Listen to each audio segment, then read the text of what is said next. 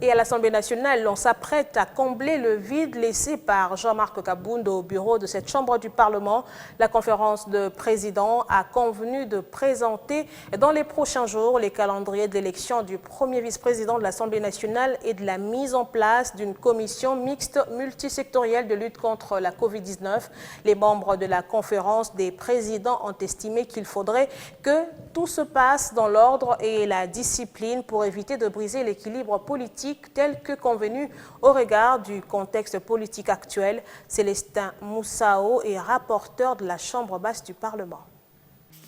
Les membres de la conférence des présidents ont estimé qu'il faut que tout se passe dans l'ordre et dans la discipline, éviter de briser l'équilibre tel que convenu au regard du contexte politique actuel. Le président du groupe parlementaire de l'IDPS a même à ce sujet pris la parole pour insister sur le fait que l'IDPS n'a jamais décliné le poste du premier vice-président de l'Assemblée nationale. Mais seulement il y a des discussions qui se font encore à leur niveau pour rendre publique leur position quant à ça.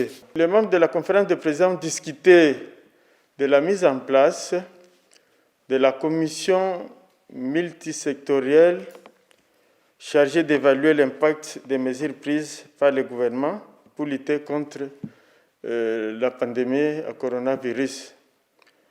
Et à cette question, il a été convenu que 5 commissions qui sont directement liées à la problématique de la prise en charge de cette pandémie puissent déléguer 2 membres par commission et le reste des commissions devant présenter chacune un membre pour faire un total 15.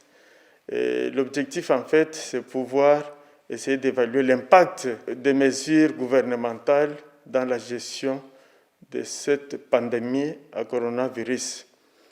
Les membres de la conférence des présidents ont pris aussi connaissance des dispositions arrêtées par rapport à la présence du vice-premier ministre et ministre de la Justice, qui devra en principe être présent demain à la plénière pour donner réponse aux préoccupations soulevées par les députés nationaux par rapport à la politique pénale du gouvernement, précisément la gestion des immunités parlementaires telle que prévue à l'article 107 de la Constitution.